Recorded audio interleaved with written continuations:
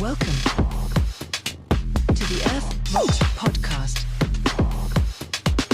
The earthvox podcast. earthvox podcast.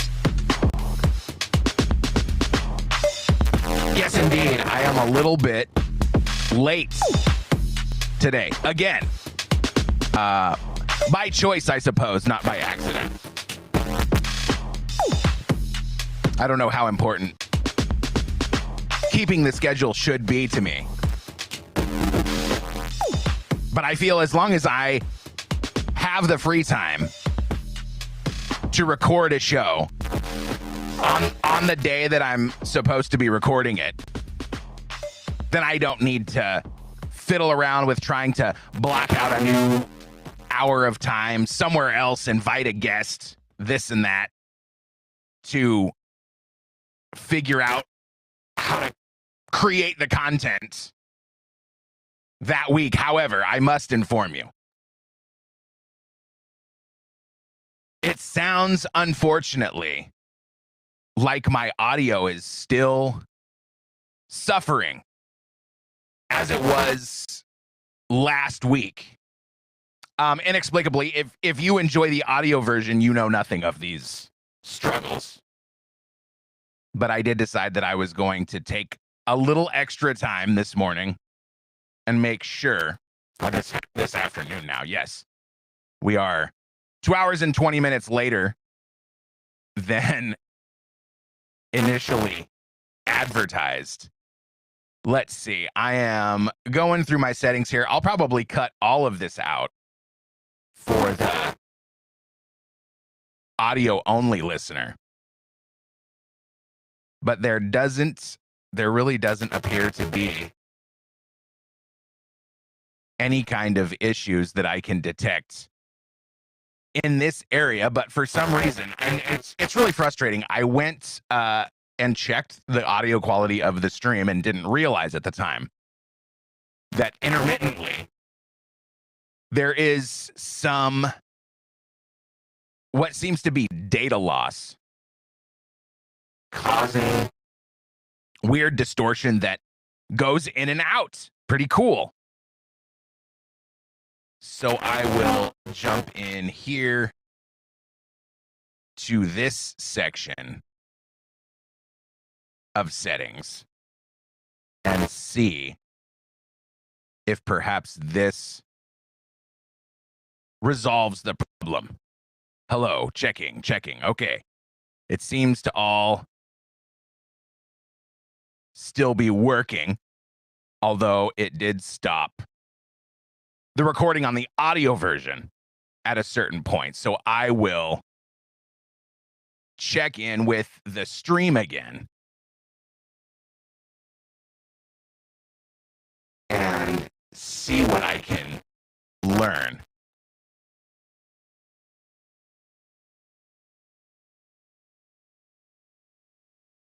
It doesn't seem to have improved anything at all.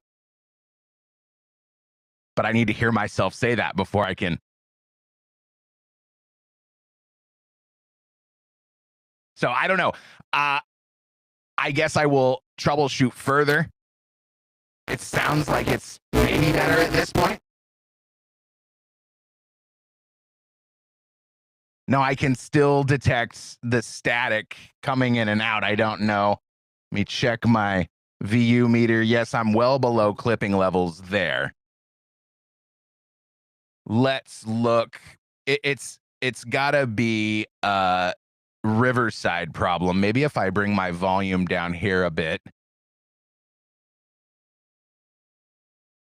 But you know, the thing about Riverside, like I know I go back and forth, and I don't really want to start another show where I complain about how terrible the audio quality is. Let me look one more area. I will see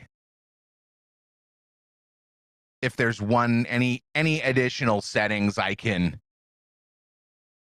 adjust here to improve the audio on the streaming side of things.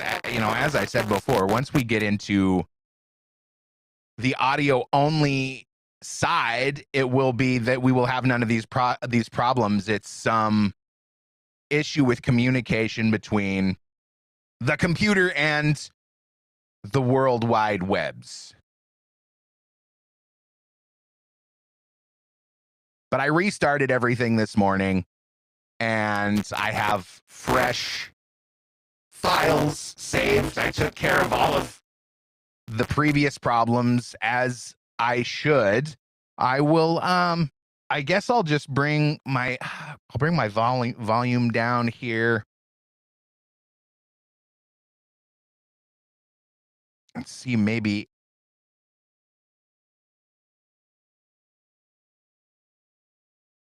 if this improves any of the issues that we're experiencing. I don't think it has anything to do with this because none of these, I've changed none of these settings.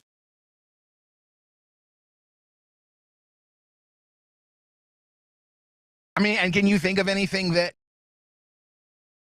makes sense in terms of your own audio expertise? Like, it doesn't seem like when I start talking a lot louder, it makes a big difference. And when I start talking quieter, then it's fine, as if, you know, I'm peaking the equipment out and that's where I'm getting this distortion.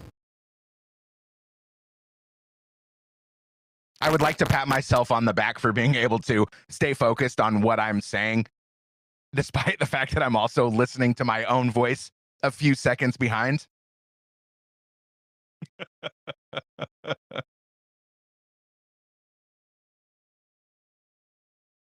I feel like it has something to do with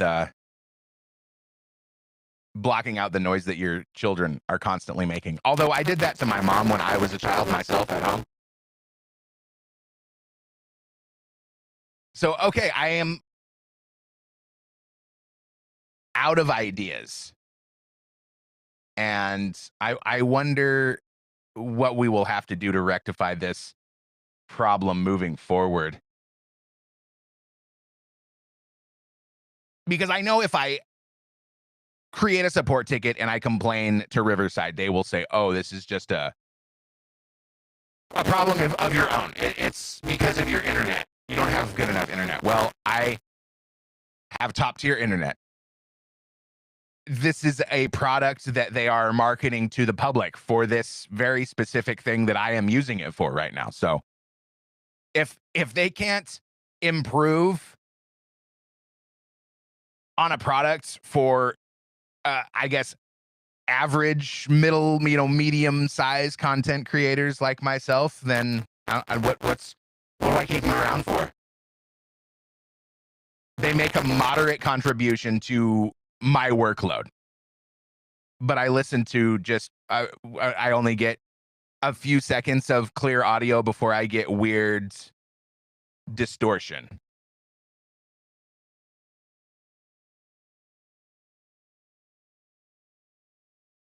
Make it make sense.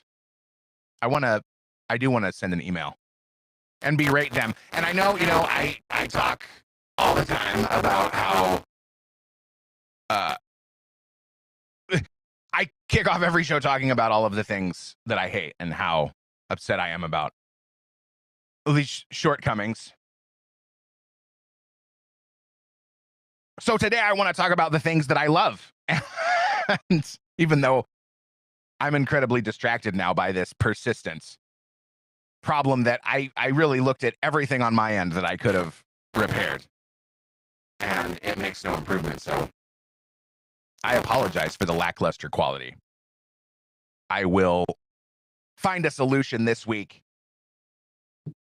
I was supposed to start off by telling you about how much I love the real Bronze Man videos. You know the ones I'm talking about, where the guy pretends to be the bronze statue. People come up and think they're messing with the statue, and then the person moves and they freak out. It's good stuff. I would not want to be on either end of that interaction, which I think is one of the reasons why I like it so much in video form. I don't have to be there. I can just be a fly on the wall. But I do love scaring people of getting scared videos all the time, especially when it's people at work. It's breaking through these people that they've got their professional face on. I'm a fan of interacting with people in a way that I find to be personally entertaining to their own detriment, I think. But in a kind of a fun, friendly way. Like, I don't like the idea that people are being genuinely put out, but I love scaring my wife whenever possible. I do it all the time. I do it to the point where my kids have also started joining in on creeping up behind mom and scaring the hell out of her. Like I've created a monster. I don't really know what it's like to be on the other end of that. Maybe I should desist. I also love Adam Carolla, as I've mentioned. And I have a perfect example to share with you of why I love Adam Carolla. And this will get us into the things that we're going to talk about today.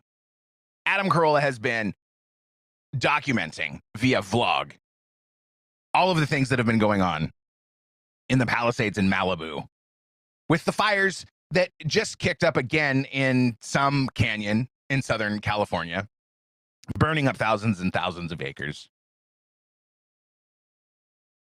And I get really upset and incensed and kind of dumbfounded. Like, how long will Californians continue to tolerate such a mismanagement and obvious indifference to the leadership of how the cities, counties, and state is run? It just burns. Thousands of acres, uncontained. I used to think that they don't work very hard to contain it if it's not going to burn down somebody's house.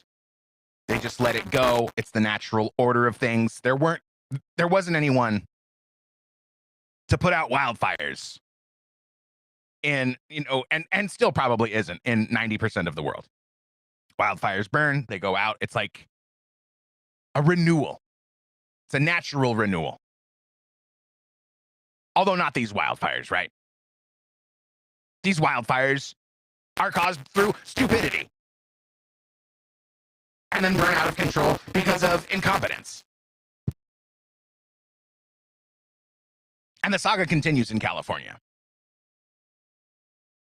I was talking to Dr. Drew this morning, and he goes, "Oh, hey, hold on. Someone wants to say hi to you." He hands the phone to a guy, and it's Carson Daly. Shit. He goes, "But I hear you all the time talking about my double-holed pool, and I love it." And I said, that pool of yours that you built in the Palisades is just a perfect metaphor for California.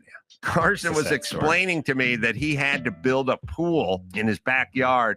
But because of the Coastal Commission, you have to do a pool, and then you have to build an inner pool inside of that pool in case any water gets out of your pool, it doesn't get into the groundwater.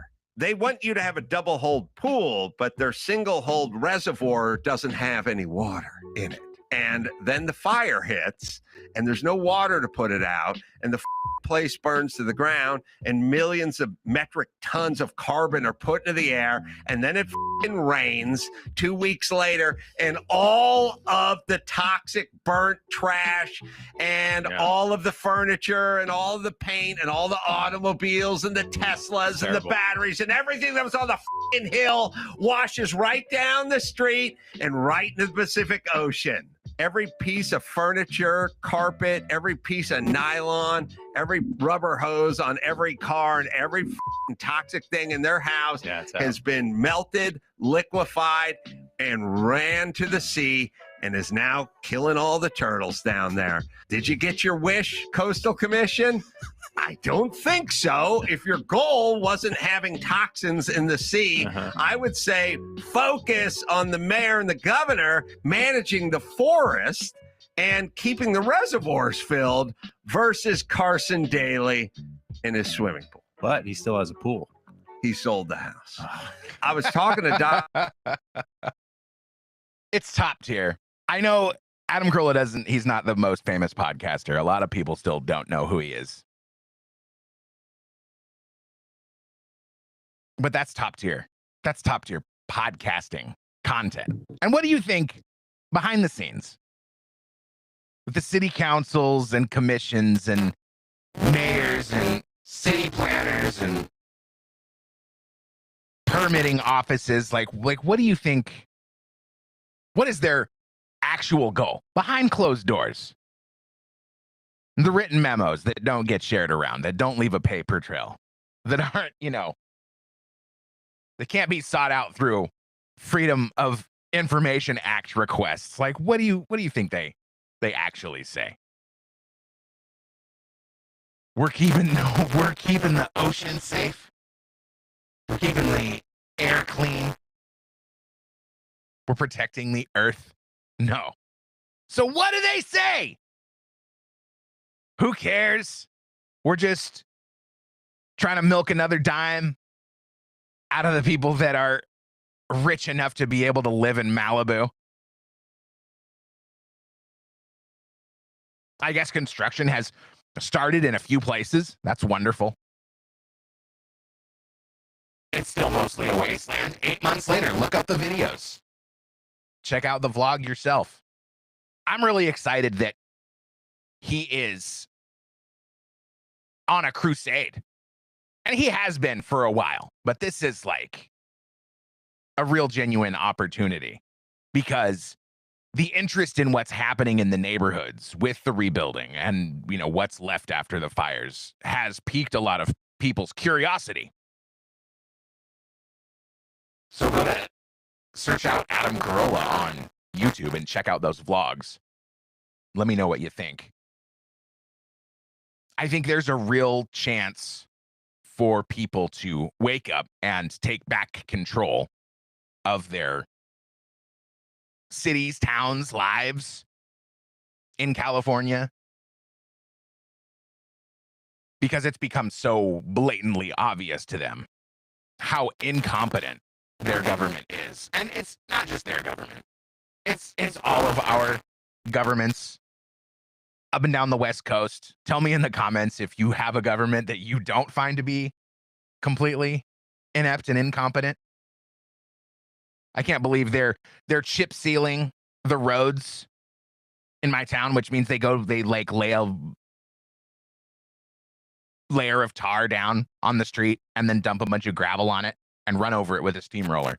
And then that's okay, cool. That's another year. We don't have to fix the cracks in the blacktop. Sorry, you live on a dirt road now. Wonderful. They go and paint the lines on the road, and it just looks like a disaster because the equipment is old and hasn't been maintained properly, so it doesn't paint nice, smooth lines. It gets everywhere. You can see all the overspray. It's insulting. Maybe I shouldn't care so much about these things, but we all pay so much money in taxes. We should be able to comment, weigh in. We should be able to take issue with the half-assed job that the people in government are doing.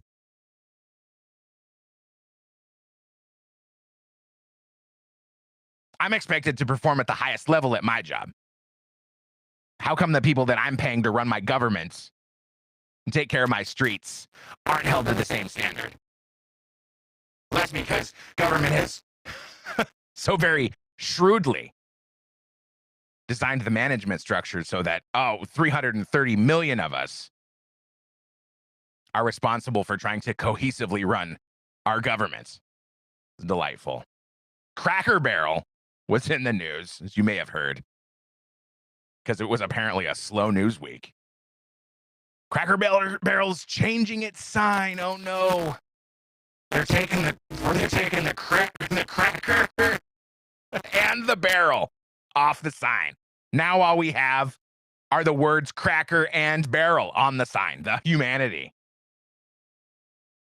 That's how you know it was a slow news week. Because everybody's up at arms. Apparently, who really cares? I know you don't care. Why is it a news story? That's why I care. That's why we're talking about it now. Why did we talk about Cracker Barrel all week? Why do I know what the CEO of Cracker Barrel looks like? Difference does it make? I've never even been to a Cracker Barrel.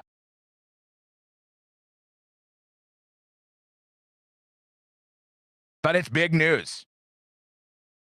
It's big news worth talking about all week. And so now Cracker Barrel's stocks have tanked because, I mean, that's kind of how that kind of explains what's really going on, right? See, in my opinion, private equity wanted Cracker Barrel to make some controversial moves, get their name out there in the zeitgeist, make some waves, get some attention with some perceived DEI. Like, I guess we should look it up, because you are watching on video, allegedly. I kind of want to check back in and see if it still sounds terrible. I changed the only things that I could think to change to contribute to the terrible audio, and it didn't seem to make a difference. But I'm really kind of bothered by it. I think you would be too. If your passion project that you invest so much time and energy into just breaks for no really discernible reason. So here we go on X. If you're watching the video, you can see the old logo from left to right. You have actual Cracker, actual Barrel, and then words Cracker Barrel with the yellow and the, maroon, light brown, kind of reddish. So now it looks fine. It looks outdated to just regular Cracker Barrel, like easily reproducible, probably a lot more easily brandable to, stamp on a hat, stamp on a shirt, make a sticker, do, all these things. That the logo that they changed it to will quite obviously be easier to replicate over and over again. I'm not offended. Why would I be offended? What does modern America have to be offended about on either side? It's not a fat black lady now. It's just her regular sign. It's a little less busy. There's a little bit less going on. It looks a lot cleaner. It has nothing to do with being racist in one direction or the other. It has nothing to do with being woke or gay or trans. It doesn't have anything to do with anything. They simplified. They streamlined. So why are we outraged? Well, I think we're outraged for the same reason that we were outraged about Sydney Sweeney. When I say we, of course, I mean not me. Not you probably either. But the general narrative, the mainstream media, the bots on social media. Oh, she's a eugenicist. She wants to have, and then I saw a great ad for Cast Brew coffee, product of Timcast, of which I'm a fan. But an ad that read, Ian Crossland has great beans, because it's a coffee commercial. Yes, that is peak content. That's peak marketing. That is brilliant. And that's the game. That's why Cracker Barrel's in the news, because the people that own Cracker Barrel need to figure out a way to get it into the news. So they change the logo. They inject these stories into their mainstream media. They arm their bot armies to go onto social media and feign outrage. And look, now we're talking about Cracker Barrel. We've been talking about Cracker Barrel all week. Well, who is the ownership of Cracker Barrel? Yeah, it's Blackrock and Vanguard. They're the ones that are pushing these controversial policies, because they're the ones that own most of everything.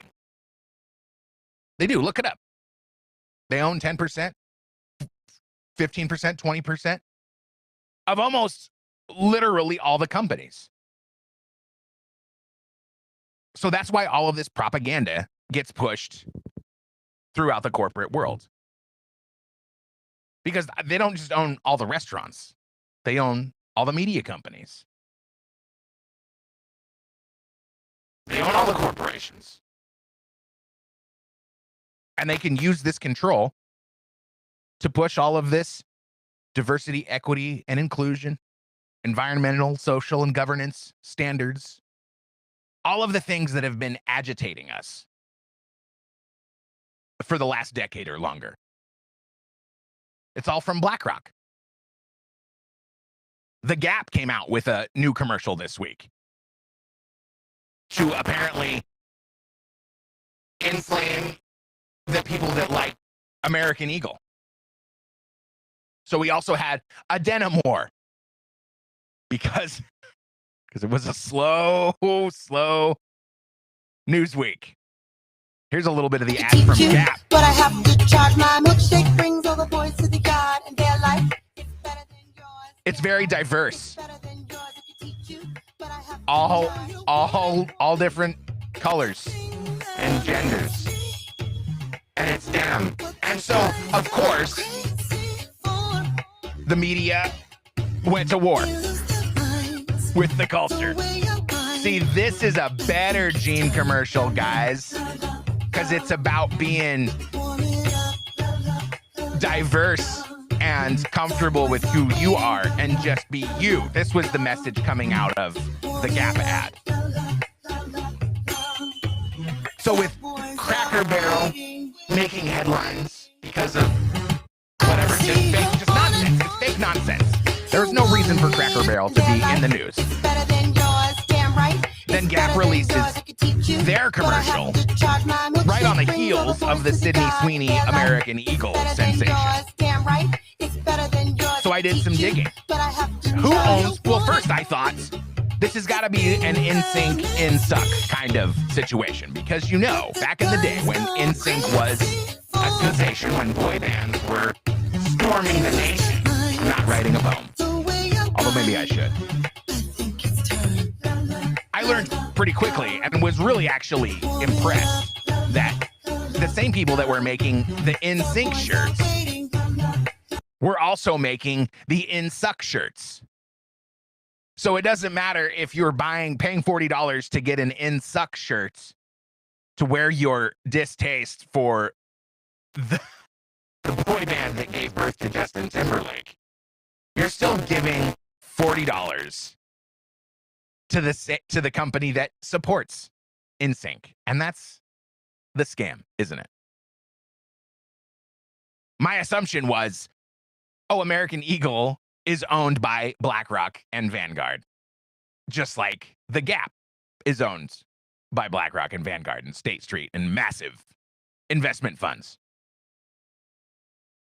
Well, I learned, actually, to my surprise and delight, I suppose, that American Eagle isn't actually owned by Blackrock and Vanguard. American Eagle is owned by the Schlottensteins. No further analysis of the name needed, I think. Come on. But the Gap is. So it makes sense. It makes total sense that American Eagle would come out with a more traditional ad with an attractive American female that would then quickly be countered by the Gap and their diversity message. Not to be outdone, the Gap, on the shoulders of Blackrock and Vanguard, releases a diversity ad about jeans. It's not over the top, but it still maintains, hey, people, it's the smart business decision. If you're upset about American Eagle and their Nazi-esque eugenicist policies, come on over to the Gap and buy some jeans. They're just as mediocre as they've always been, and they will wear out in less than a year, but at least you won't be supporting Nazis. It's a beautiful thing. But we really need to do something about it. I hate to lay this huge mission at your feet, but from what I've learned, and I really don't want us talking about it, So I will rely on you to share this show. Because I'm sure putting Blackrock in the title of my podcast is going to knock it down the list on a few of these platforms. So do me a favor, hit the share button and help me spread this message because it's very important. I'm just returning from Northern Quest Resort and Casino outside Spokane, Washington. And it was an absolute ripoff. I feel completely parasitically depleted because of how outrageously priced everything was there. And so I'm recalling these stories about Vegas and how tourism is down in Vegas. Oh, but it doesn't really have anything to do with Trump and his immigration policies or his tariffs or anything else that they claim it is in the mainstream media. It really has to do with the fact that it's become a ripoff. And I don't know, I'm not a Vegas guy. I've been there a couple of times in my life. I heard about all of the sensational, $1 all-you-can-eat buffet and a 99-cent prime rib dinner and like all of these special deals, super cheap rooms because they want to get you in, they want to keep you there. So they're going to give you good deals on food and lodging so that you'll spend time at the card tables. You'll spend time at the slot machines. They'll drain you that way. Now, it's $26 for a hamburger and french fries. It's $16 for one beer at the concert, which is why I went down there. I went and saw Spin Doctors and Gin Blossoms and Blues Traveler. It was amazing. The ticket to the show is the one thing I didn't feel absolutely bent over on. But literally the cost of everything else was outrageous. So I thought, these places must be somehow related. Somehow. Some ownership in Las Vegas must also be ownership or parent company to this Northern Quest. Unfortunately, I learned that's not true. Northern Quest is owned wholly by the Kalispel tribe of Indians in that area. But they've just taken a cue from Las Vegas and decided to rip people off. But while I was investigating Blackrock and Vanguard and their ownership of the Gap and their ownership of Cracker Barrel, I thought, I wonder what the level of ownership is in Las Vegas casinos. So I started with a pretty perfunctory investigation, and I learned, no, actually, there's not a controlling ownership in all of Las Vegas, but Caesars and MGM do own most of the Las Vegas hotels and casinos in that area. And you know who the largest shareholder for Caesars and MGM is? Well, it's Blackrock and Vanguard. And I also learned that the majority of the properties themselves are owned by VICI properties or Vici properties. I don't know. It seems it's got like kind of an Italian mob flavor in my imagination. And you know who owns the majority of Vici properties? Well, it's Blackrock and Vanguard and State Street. And they're the ones leveraging all of these business decisions. And that's also why we hear about Vegas in the news. Because they want to get people coming back to Las Vegas. They want to get people angry at Donald Trump. And they do this by leveraging all of these corporations. They own the same media companies that are promoting these stories. So we hear about Las Vegas because they leverage the ownership of the media companies that they own. They disguise news stories they disguise advertisements as news stories, just like Disney did. Remember, I think it was 2021. There was a story that came out that I covered, actually, in one form or another, about people not visiting Disney. Disney visiting is down. There's no long lines. There's tons of room. And by the time you get to the end of the story, you realize, oh, this is an ad for Disney. Disney and its parent companies and all of its corporate power have injected this story about Disneyland into the mainstream media narrative. And they're so sneaky. We had no idea. It was an advertisement disguised as a news story. But it's pretty crazy how dramatically down tourism is in Las Vegas, that it's really real people are suffering because of it. But it's not for the reasons that they're going to tell you. Iron Mike Voss on X writes, private equity is destroying everything.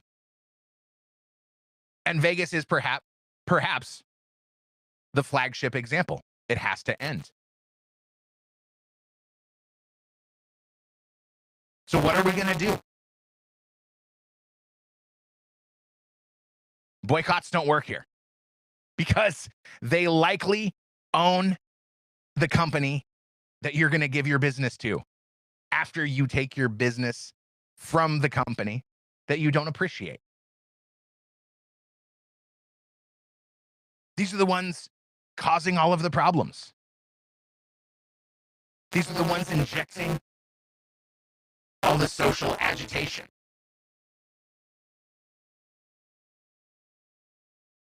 These are the corporations that are running the world.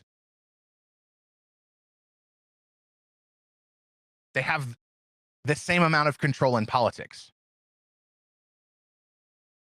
It's the sure thing that we talk about. Bet on a sure thing. We need predictability. We need guaranteed returns.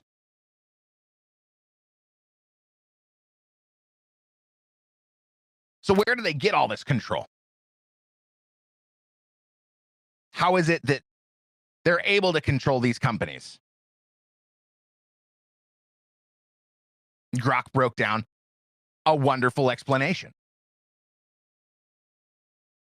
Blackrock and Vanguard, as major passive investors managing trillions in assets, exert influence over companies through large shareholdings that grant them significant voting power. This means they can vote on boards of directors, they can vote on CEOs, they can vote on company policies. They exercise this via proxy voting at shareholder meetings, deciding on all of those things I explained, coordinated by dedicated stewardship teams to promote long-term returns. It's all in the interest of making more money, they allege. Additionally, they engage directly with company boards and management. For example, Blackrock, through thousands of annual meetings with these corporate leaders. Vanguard via nearly 2,000 engagements in 2024, where they discuss risks, strategies, and practices like ESG oversight, often influencing disclosures and policies without dictating operations. This is the head of the snake.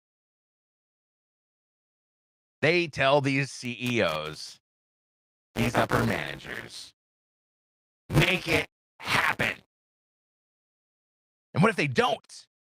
What if they don't make it happen?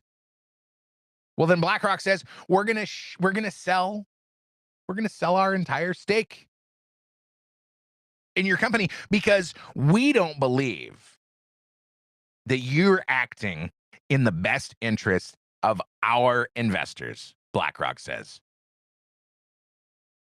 We believe that you need more diversity. We believe that you need to change your sign. We believe that you need to celebrate body positivity.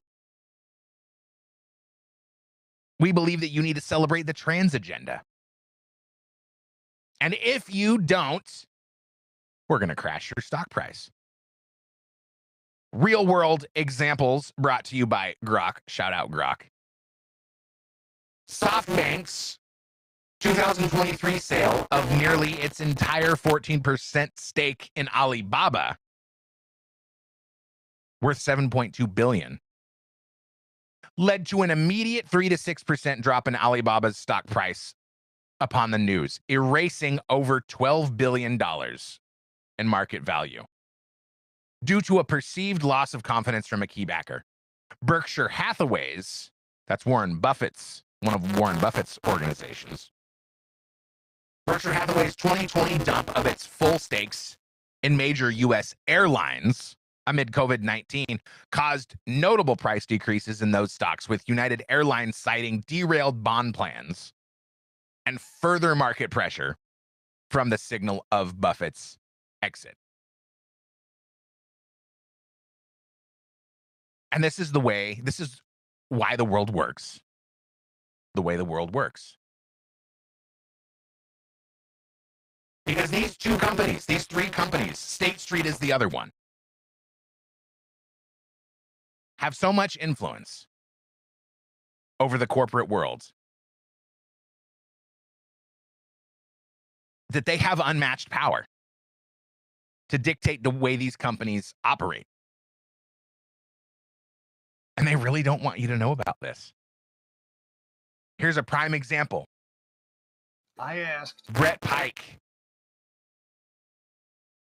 on X had his account banned or suspended, or had his post community noted. I think that's what it was. And he explains why in this video. I asked a simple question.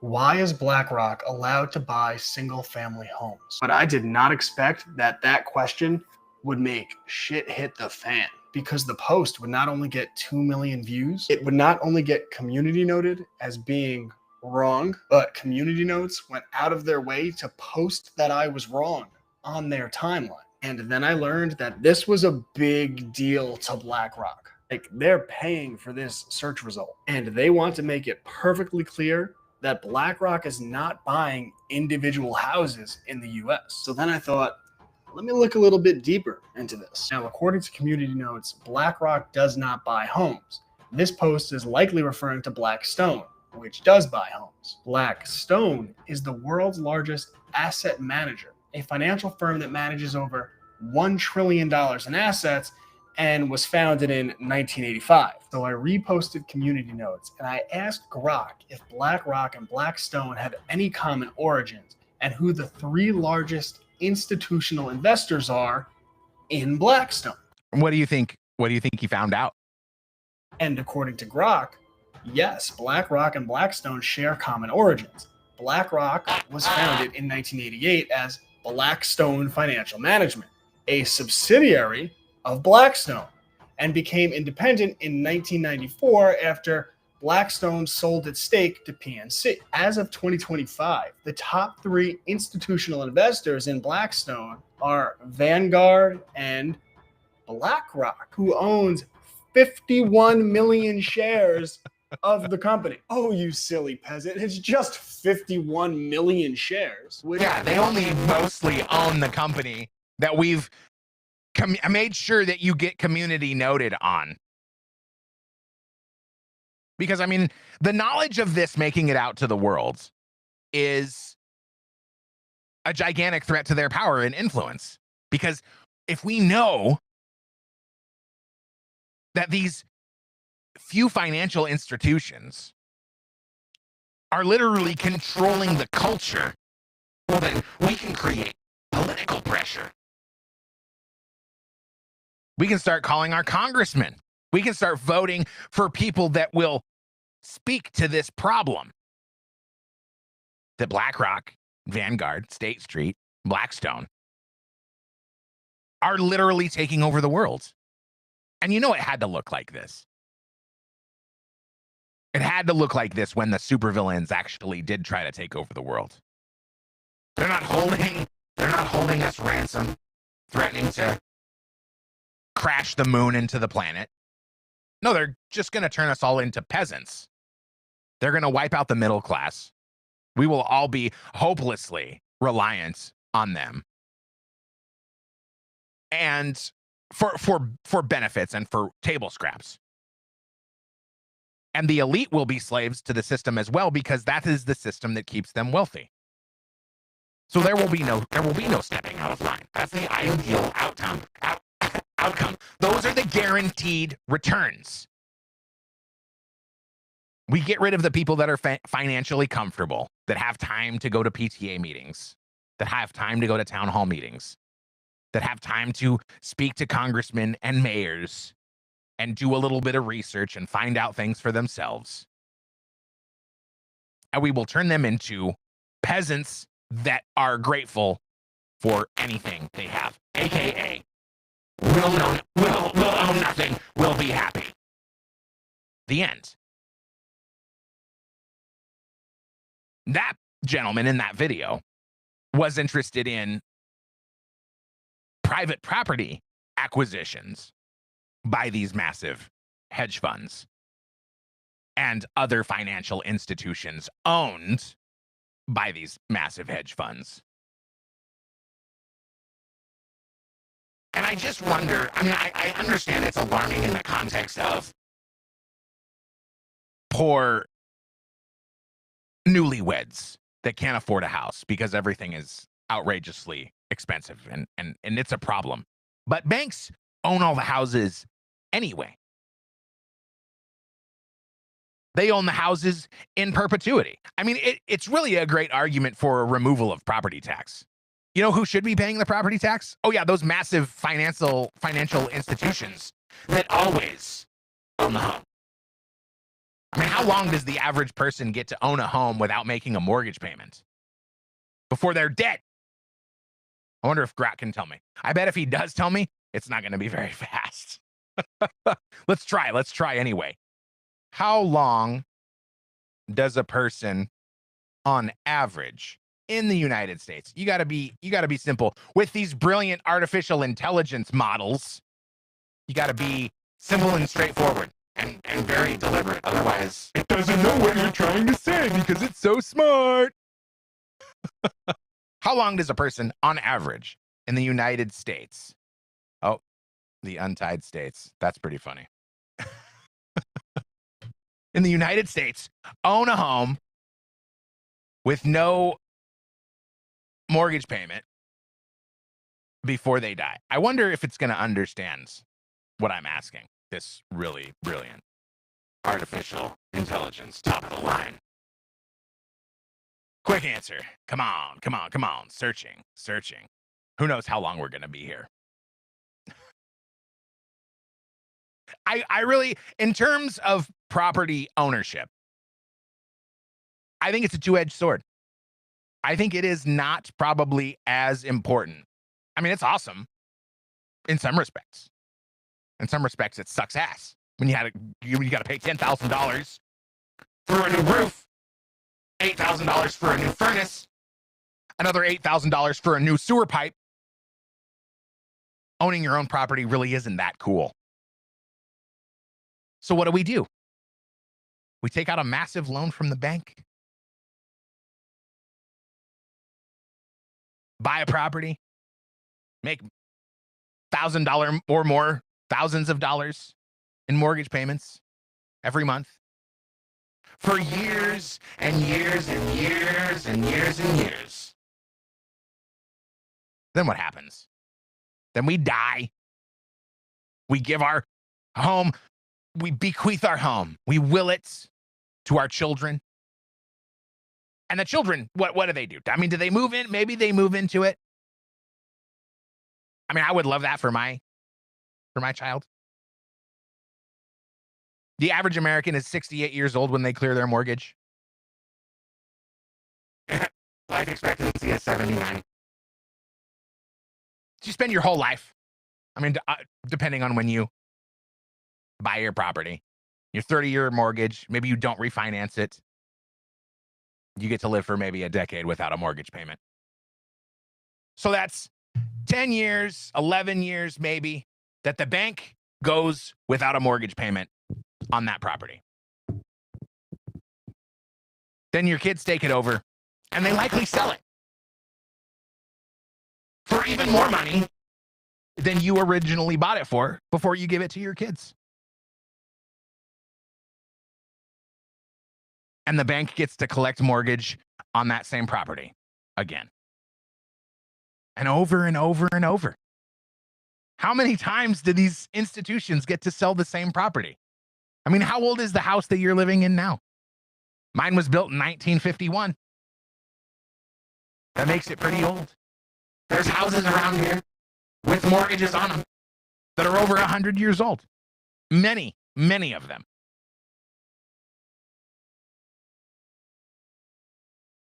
I mean, think about property taxes in that context.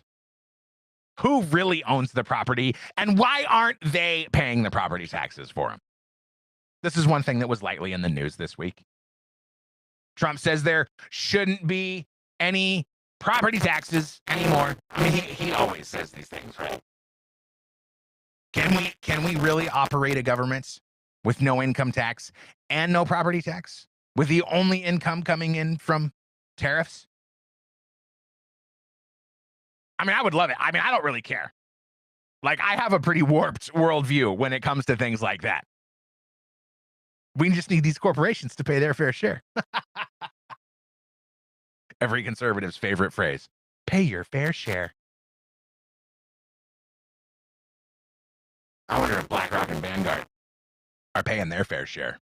Something tells me if we saw the numbers, average Joe me and average Joe you, we probably wouldn't think that they're paying quite enough in taxes. Donald Trump also had something to say about the Smithsonian, which I found to be a little bit interesting. It first made its way into my zeitgeist, my cultural perspective, when I saw the Smithsonian exhibit on LGBT history, complete with bondage gear. And of course, outrage. But the issue that Donald Trump took with it, I feel connected to me a lot more. Because he was talking about how all of the history is framed in this context of, isn't America terrible? And aren't the people that created America terrible? And isn't the way that America rose to success terrible? And shouldn't we all hate it? And I applaud Donald Trump for taking a stand, attempting to take a stand against that narrative. But I don't think that problem is something that a politician is going to correct. I don't think they're going to be able to. It's going to have to be us. It's going to have to be, it's going to be me. And you, not just me, by myself. I'm maxed out. Because the infection is everywhere. It's coming from everywhere. It's bleeding into everywhere. And it's going to take a real concerted effort from all of us to boycott where we can boycott, to be outraged where we can be outraged, and to shout it from the rooftops. Because this is a 100-year plan that's maybe only halfway over. I mean, I think this plan was probably hatched. This plan was probably hatched 10 years after the Civil War, or perhaps immediately after the end of the Civil War. There are plenty of theories as to when the cabal was mobilized against the United States and what makes the most sense to you. I mean, we can talk about the Frankfurt School, the cabal that's corrupting the institutions of education. I don't know if dismantling the Department of Education will solve that problem. The issue there is that so many people have been brainwashed. They will fight for these doctrines because they're too stupid to realize how damaging they are. They've been tricked into thinking that they're fighting for the side of good, when really they're fighting for the side of destruction and pain and wailing and gnashing of teeth. I really just feel like we've spent too long thinking that we can trust the people that we elected to do the right things for us, when really massive corporations and hedge funds like BlackRock and Vanguard and Blackstone and State Street have been working behind the scenes, controlling the media to tell us what they think we want to hear, while using our politicians like puppets to fulfill their own agenda. I don't know how much of the blame we can place anywhere other than on ourselves. But I don't know how fair it is to blame us for being lulled to sleep by a quite obviously sophisticated cabal of globalist elites. Donald Trump is pursuing an end to mail-in voting. That could help.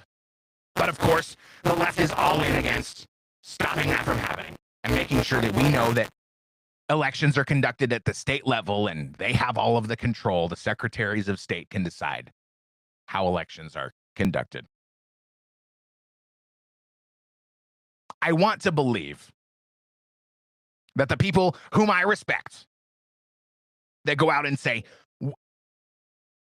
I think we can have secure mail-in elections. I want to believe that they're right. I want to believe that we can do that. I want to believe that we don't have to upset ourselves to whatever extent we're upset that we have to get up, leave the house, go fill out a ballot. It sure is convenient. I mean, it's really convenient for everybody. That's why we should keep it, right? Because BlackRock gets to decide who wins elections, and we get to just own nothing and be happy, allegedly. I don't trust him. I don't trust that the benevolence, that there's so many benevolent people. I mean, this is another issue with the wealth gap. If everybody's hurting and everybody's struggling the way they are right now, myself included, a quick payday sure does sound nice, does it not? And you have an education system that has almost completely wiped out ethics and morality in day-to-day life. That's why you see videos of gangs of people taking over convenience stores. Because they can. No big deal. We're not going to get in trouble anyway. So why don't we dance on the counter at 7-Eleven? Take whatever we want.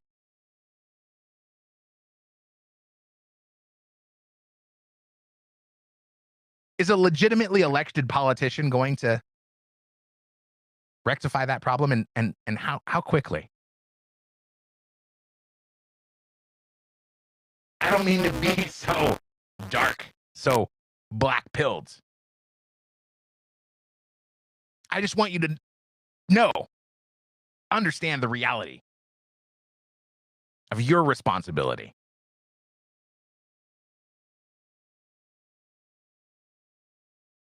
We require your contribution if we're going to return America to anything remotely recognizable. Mail-in ballots or no mail-in ballots. I do not believe there will be a return to voting in person on paper. Maybe we will. I mean, that'd be great. I would have a lot more faith in our elections. But just think about the reality of that. No more mail-in ballots. Now you got to get up and go. I mean, the one compelling argument that I heard on this topic is how it could really hurt rural turnout, which is a large percentage of the Republican voting base. If people have to drive 20 miles into town to cast their ballot, they may just not cancel their ballot.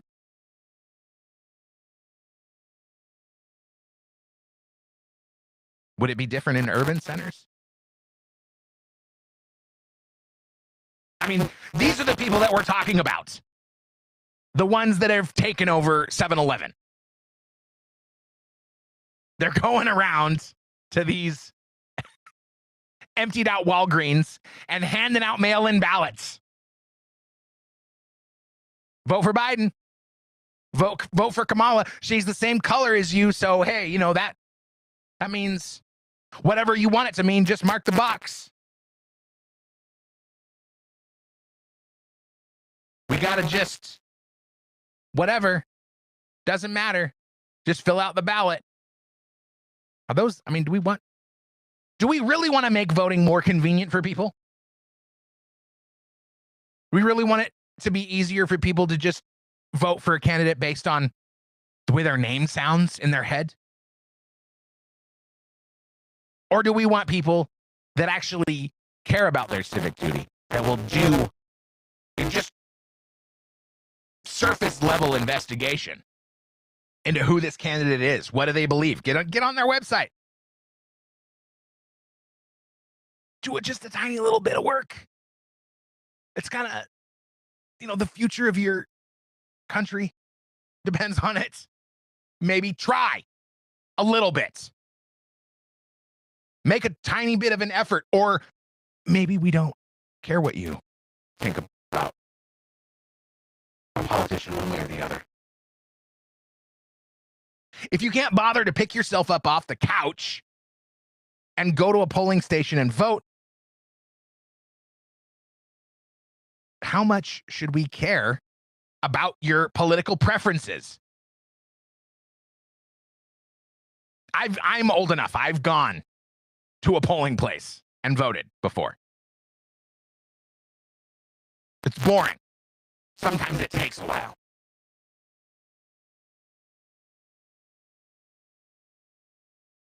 And I think if you care about what happens in politics, then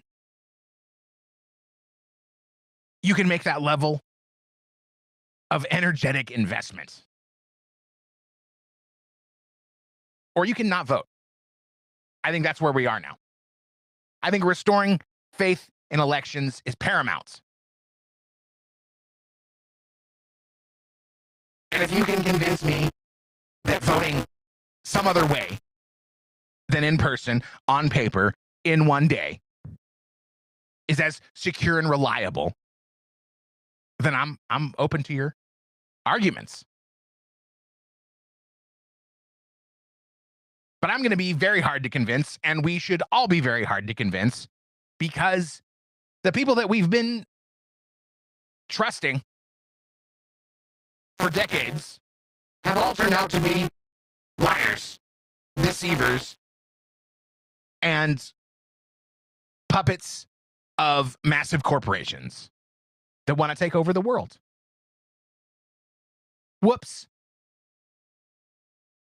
Bill Barr testified under oath. This is from Benny Johnson, at Benny Johnson. He got to go to the White House and interview people. Lucky son of a bitch. He writes, former AG Bill Barr testified under oath today that President Trump is not connected to the Epstein files. And if he were, Biden would have already leaked it. Oh, yeah, because that's obviously, quote, he said that he had never seen anything that would implicate President Trump in any of this, and that he believed if there had been anything pertaining to President Trump with respects to the Epstein list, that he felt like the Biden administration would probably have leaked it out. I mean, probably. Have we all forgotten the last 4 years? Have we all forgotten that the Democrats went to every length to try and destroy their political opponents? No bar was too low. But they just decided not to leak out the Epstein info that implicated Donald Trump. Okay. I mean, it's a great argument. Why should we believe Bill Barr? After all we've learned about him, we've learned about his colluding with AGs. It was actually, I said it was Letitia James. It was actually reported that he was colluding with Fannie Willis to convict Donald Trump for fake crimes fabricated by the leftist cabal. Why should we believe him? Ghislaine Maxwell said Donald Trump didn't do anything inappropriate. She had a long deposition, I suppose you could call it, and said, no, oh no, Donald Trump, the president, current president of the United States, the one running the Justice Department, the one, running everything, I promise, he didn't receive any messages. He wasn't at all implicated. No massages. Of course, she would tell the truth. She has nothing to gain from telling lies, right? Just release. Oh my, just release the evidence. Just release what you've got. I'm not going to believe Bill Barr. Because it's been established that Bill Barr is a slime ball. I'm not going to release. I'm not going to believe Ghislaine Maxwell, the sex trafficker that apparently sex trafficked to no one. That's the thing about trafficking. You have to traffic to someone. Otherwise, what it is just kidnapping or kicking it.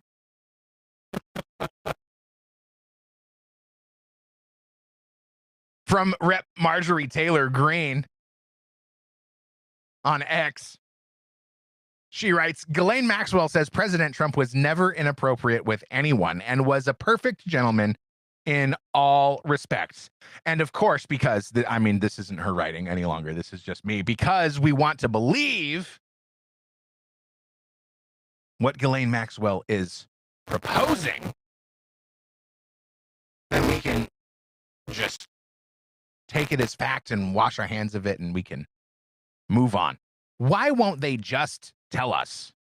Why won't they just release the info? Release the files. Release what you've got. Why won't they just be straight up? Why won't they trust us? Oh, well, maybe this article from Just the News could explain a little bit.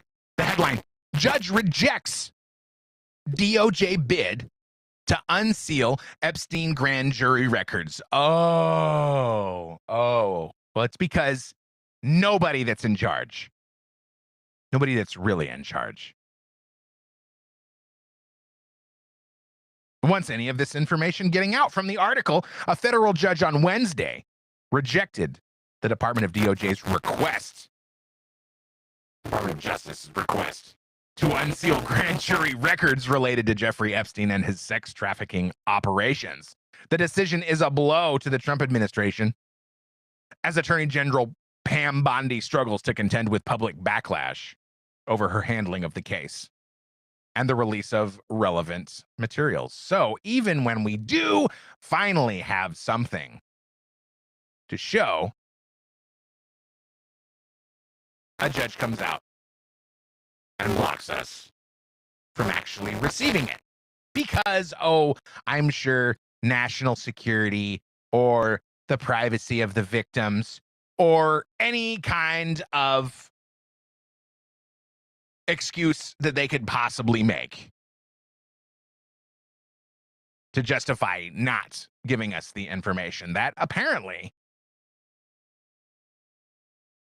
Donald Trump and Pam Bondi and the MAGA crew want us to actually receive. And why? Oh, maybe because it's loaded with BlackRock and Vanguard CEOs.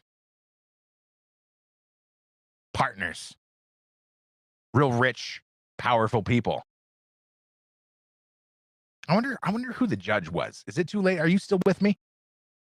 Should we find this out? I wonder if their name is even in the article.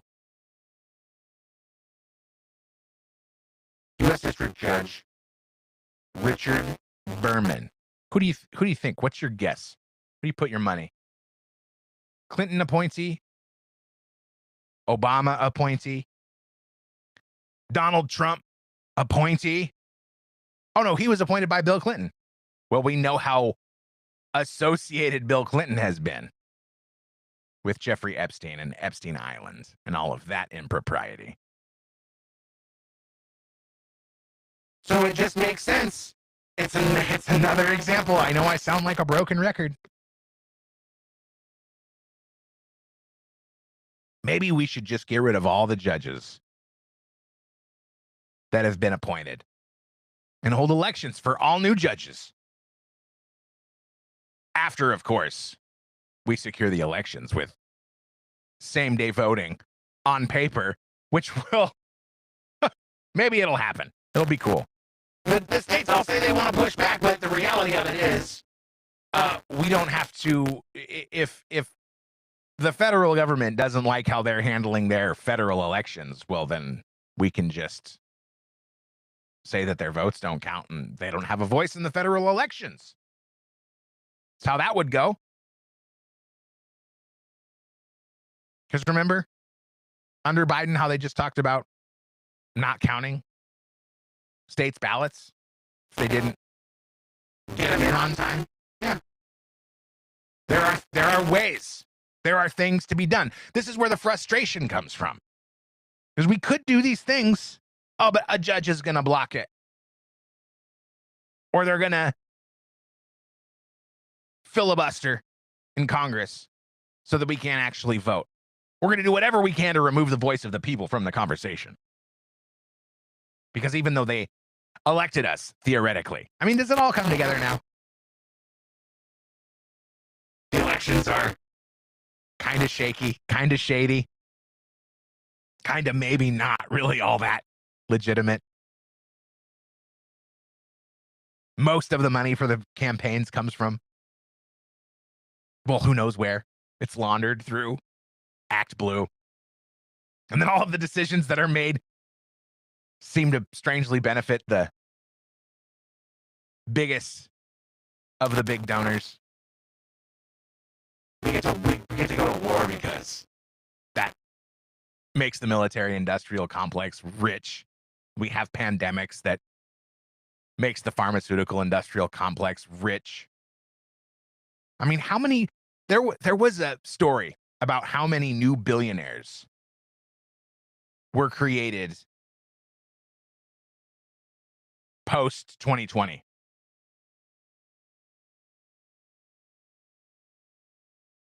Or after and during. Whoops. 2000. Oh, wait. No, that's not my answer. That's what I get for trusting AI. It created a new billionaire every 30 hours. So I guess are we still counting? 573 new billionaires, according to Voice of America News, printed on or published on 2022, in 2022. But we have the voice. We have the power. We really do. We just forgot. We forgot, and now we're too scared and too comfortable to do anything.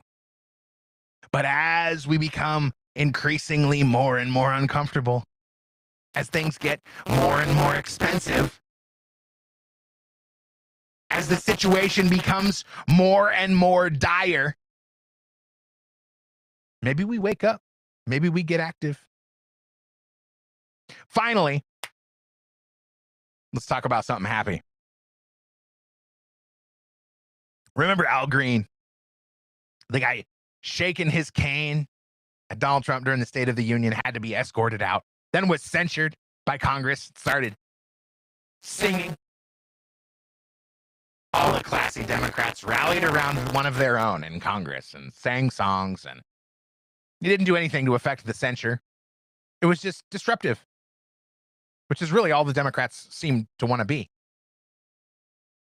Well, since the Texas redistricting, it appears, and we know we're going to fact check this in real time, but it appears that Jasmine Crockett and Al Green will have to run for their seats in a new district. This, of course, is being couched as Al Green and Jasmine Crockett losing their seats. I think it is still cause for celebration, because maybe Republicans are getting a little bit of spine. Maybe they're going to actually start pushing back in areas that they can be applying pressure. And maybe we'll start using some of the power that we've earned for ourselves through these elections that somehow, strangely, weren't fraudulently impacted the way all of these other elections that didn't go our way have been. Because that's what we're supposed to believe. Oh, when the guy that I didn't vote for doesn't win, then the election is fraudulent. But when my guy does get elected, well, then the election was all on the up and up. Undoubtedly, without question. Because I just need to feel warm and fuzzy on the inside all the time. Those days are over, my friends. So get back with me next Sunday. No, probably no show next Sunday. So go back through the catalog. I will be traveling again next weekend. Go back through the catalog. Find a show that you like. And do me a solid. Share it with somebody. Spend this time next week telling your friends about the show, showing them old clips and old episodes. I would greatly appreciate it. You can follow me on X at earthvox. Look up my channels on YouTube, Twitch, Rumble, and X, of course. Like, share, subscribe, and follow. You can send an email to the real earthvox at protonmail.com and leave me a voicemail. 701-787-1121. I'll be back.